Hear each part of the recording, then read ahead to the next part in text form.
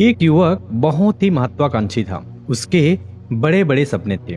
वह बहुत कुछ हासिल करना चाहता था, बहुत बड़ा बनना चाहता था। लेकिन उसे यह सब कुछ बहुत जल्दी हासिल करना था। उसे हमेशा लगता था कि उसके पास समय बहुत कम है, इसलिए वह जल्द से जल्द अपने सपनों को पूरा करना चाहता था। उसने कई बार कड़ी मेहनत करके जल्दी सफलता हासिल करने का प्रयास किया, लेकिन वह हर बार असफल हो जाता। उसे थोड़ी बहुत कामयाबी तो मिल जाती थी, लेकिन उसे कभी भी अपने मनचाहे परिणाम हासिल नहीं हो पाते थे। इस बात से वह बड़ा परेशान हो जाता था। वह सोचता रहता कि कमी कहाँ रह रही है। आखिर वह ज्यादा मेहनत करके दूसरों की तुलना में जल्दी सफल क्यों नहीं हो सकता। यह प्रश्न अक्सर उसे बहुत परेशान करता था। लेकिन फिर धीरे धीरे उसे समझ में आने लगा कि शायद उसे उन नियमों और रहस्यों के बारे में नहीं पता जिनका उपयोग करके वह कम समय में बड़ी सफलता हासिल कर सकता है। जिस दिन उसे यह बात समझ आई, उस दिन के बाद से वह ऐसे इंसान की तलाश में रहने लगा जो उसे सफलता के उन नियमों और रहस्यों के बारे में विस्तार से समझा सके। तभी एक दिन उसे अपने एक मित्र के माध्यम से एक ऐसे गुरु के बारे में पता चला जो अपनी बुद्धिमत्ता और ज्ञान के लिए दूर दूर तक प्रसिद्ध थे। वह लोगों की समस्याओं को समझकर बड़ी ही बुद्धिमानी और सरलता से उसका समाधान निकाल लेते थे। साथ ही वह मुश्किल से मुश्किल बात को भी बड़े ही आसान शब्दों में समझा देने में माहिर थे। गुरु के बारे में जानकारी मिलते ही अगले दिन वह युवक सीधे उन गुरु के आश्रम में पहुंच जाता है। वह गुरु एक बौद्ध भिक्षु थे। युवक ने उन्हें प्रणाम किया और उनके सामने बैठ गया। बौद्ध भिक्षु ने युवक से आने का कारण पूछा तो युवक ने कहना शुरू किया, मुनिवर, मेरे सपने बहुत बड़े हैं। मैं जीवन में बहुत कुछ बनना और करना चाहता हूँ, बड़ी सफलताएं हासिल करना चाहता हूँ, लेकिन मुझे यह सब कुछ कम समय में हासिल करना है। मैंने कई बार कड़ी मेहनत करके जल्दी सफल होने का प्रयास किया, लेकिन मुझे कभी भी मनचाहे परिणाम नहीं मिले। मुझे लगता है कि मुझे सफलता के उन महत्वपूर्ण नियमों और रहस्यों के बारे में जानने की जरूरत है जिनका उपयोग करके मैं कम समय में बड़ी सफलता प्राप्त कर सकता हूँ। क्या आप मुझे उन नियमों और रहस्यों के बारे में विस्तार से समझा सकते हैं? मैं वादा करता हूँ कि मैं जरूर उन नियमों का पालन करूंगा। बौद्ध भिक्षु को उस युवक की आंखों में एक ज्वलंत इच्छा शक्ति और जुनून दिखा। वह सफल होने के लिए कितनी भी मेहनत करने और बड़ा से बड़ा त्याग करने के लिए भी तैयार था। बौद्ध भिक्षु ने उसकी आंखों में देखते हुए गंभीर आवाज में कहना शुरू किया, आज मैं तुम्हें 8 ऐसे नियम बताऊंगा जिनका अगर तुम पूरी ईमानदारी से पालन करते हो तो तुम साल के लक्ष्य को महीने में पूरा कर सकते हो। बस शर्त यह है कि इन नियमों पर पूर्ण विश्वास रखते हुए पूरी ईमानदारी से इनका पालन करना है। पहला नियम कि सबसे पहले अपने दिमाग को इस संभावना के लिए खोलो कि हाँ, यह किया जा सकता है। 1 साल का काम 1 महीने में किया जा सकता है। इस बात का अपने दिमाग को विश्वास दिलाओ, क्योंकि जब तक तुम्हें अंदर से ही इस बात पर पूर्ण विश्वास नहीं होगा कि तुम साल के लक्ष्य को महीने में भी पूरा कर सकते हो, तब तक तुम इसके लिए जरूरी कदम नहीं उठा पाओगे। कोई भी लक्ष्य बाहरी दुनिया में पूरा होने से पहले एक बार हमारे दिमाग में पूरा होता है। इसलिए इस संभावना को स्वीकार करो, ठीक उस विद्यार्थी की तरह जिसने साल भर कुछ खास पढ़ाई नहीं की, लेकिन परीक्षा से 1 महीने पहले सब कुछ भूलकर स्वयं को पढ़ाई में झोंक देता है और इतनी कड़ी मेहनत करता है कि उसके परिणाम सभी को आश्चर्यचकित कर देते हैं। जब वह विद्यार्थी 1 साल की पढ़ाई को अपनी कड़ी मेहनत और एकाग्रता से 1 महीने में पूरा कर सकता है, तो तुम अपने लक्ष्य पूरे क्यों नहीं कर सकते? सफलता के नियम तो सभी के लिए एक बराबर काम करते हैं। दूसरा नियम, 6 महीने के लिए गायब हो जाओ। आने वाले 6 महीने के लिए भूल जाओ कि तुम्हारा कोई है। भूल जाओ अपने दोस्तों और रिश्तेदारों को, अपने पड़ोसियों को। कोई तुम्हें छोड़कर नहीं जाने वाला। जिसको रुकना होगा वह रुकेगा। बस 6 महीने के लिए अपने सारे दरवाजे बंद कर लो और दूर हो जाओ इन सारी भटकाने वाली चीजों से। यानी कि तुम्हें स्वयं को 6 महीने के लिए दुनिया से गायब कर लेना है, जैसे कि तुम कभी यहाँ थे ही नहीं। तुम्हें अपने आप को 6 महीने के लिए अपने मन, शरीर, लक्ष्य और उद्देश्य के साथ बंद कर लेना है। 6 महीने कोई बहुत ज्यादा समय नहीं होता है। यह सुनने में बड़ा लग सकता है, लेकिन तुम यह भी तो देखो, यह त्याग तुम किसके लिए कर रहे हो? अपने मित्र या पड़ोसियों के लिए या खुद के लिए। इन 6 महीनों में अगर तुम्हारे और तुम्हारे लक्ष्य के बीच कोई आ रहा हो, वह भले कितना ही अमीर हो, प्रभावशाली हो, लेकिन अगर फालतू की बातें कर रहा है तो वहां से गायब हो जाओ। अगर तुम्हारे मित्र और रिश्तेदार अपने मतलब से तुम्हें घूमने बुला रहे हैं तो उन्हें मना कर दो, क्योंकि तुम्हारे जाने या ना जाने से उन्हें कोई फर्क नहीं पड़ेगा, लेकिन तुम अपनी जिंदगी में एक कदम पीछे जरूर हो जाओगे। बेमतलब के गप्पे मारने वाले दोस्तों के समूह से दूर हो जाओ।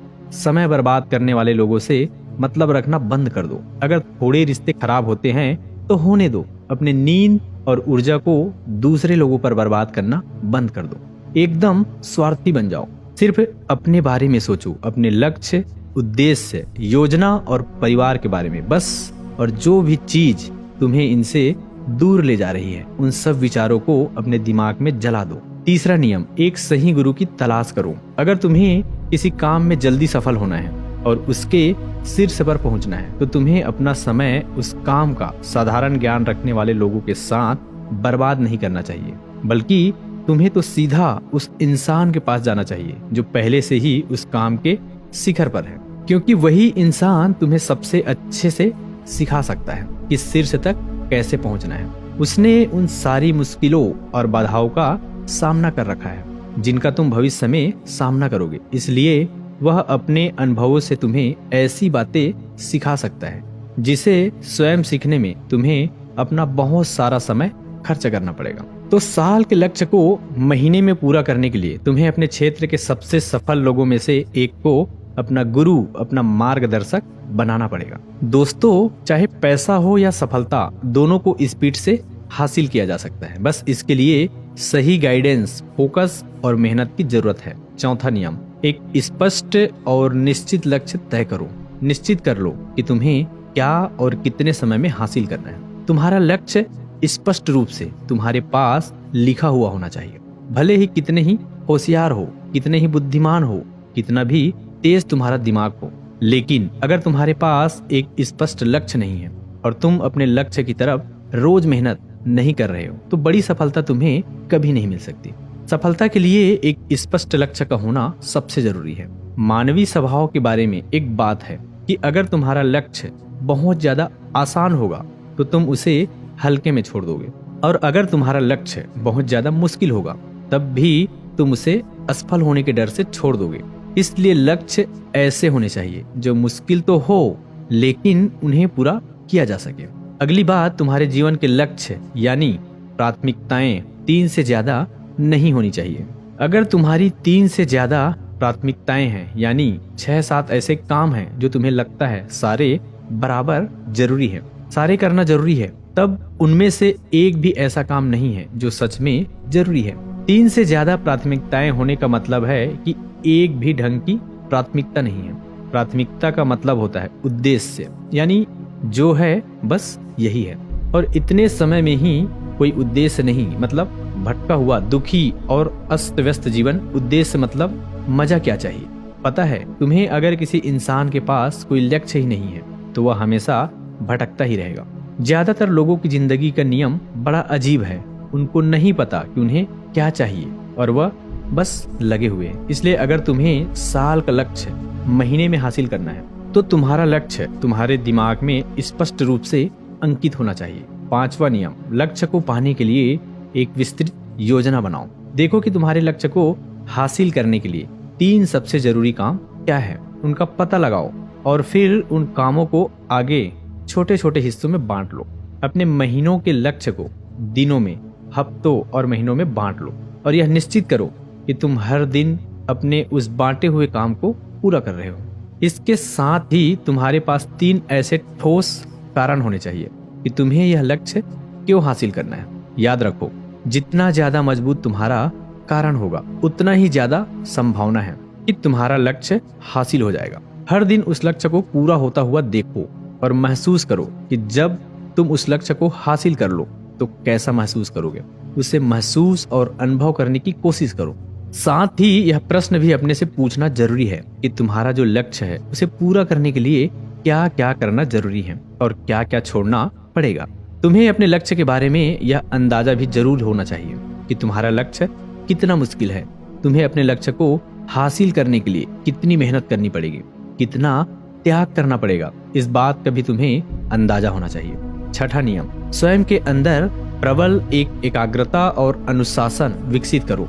कभी कभी ऐसा होता है ना कि हम बहुत ज्यादा ऊर्जावान महसूस करते हैं, हमें लगता है आज बड़ा अच्छा लग रहा है, पर समस्या यह है कि यह कभी कभी ही महसूस होता है।